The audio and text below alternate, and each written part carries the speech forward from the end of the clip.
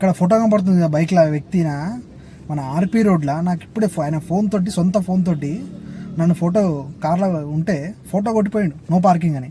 ఇక్కడ బంగారం షాప్ వానికి ఏమో పర్మిషన్ ఇచ్చి పార్కింగ్ రోడ్డు మీద పెట్టుకోమని చెప్పారు. వానికి 100 డబ్బులు తెగిపోయి గవర్నమెంట్ డబ్బులు తెగిపోయి పార్కింగ్ పెట్టుకోమని చెప్పారు. వాడిని అడిగిన ఇక్కడ పెడితే పోలీసులు ఫోటో కొడతారా అంటే కొట్టరానా ఆల్రెడీ మేము కమిషన్ ఇస్తామని వాళ్ళు చెప్పారు. ఇప్పుడు ఈ బైక్లో ఉన్న వ్యక్తి వచ్చి డైరెక్ట్ ఆయన ఫోన్ తోటి ఫోటో కొట్టి నన్ను ఫోటో చలాన్ కొట్టి వెళ్ళిపోయాడు. ఆయన ఎక్కడ ఇక్కడ చేస్తున్నాడు హైదరాబాద్లో ఫోన్ తోటి ఫోటో తీస్తే ఈ చలాన్ అది పనిచేస్తుంది.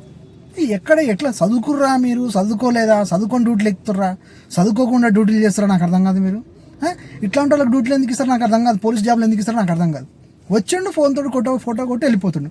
కానీ పిలుస్తున్నా ఆగుతున్నాడు. కెమెరాలు ఉంటాయి మీకు, గవర్నమెంట్ కెమెరాలు ఇస్తుంది కదా, దాంతో దింపితే ఏమన్నా పోవు.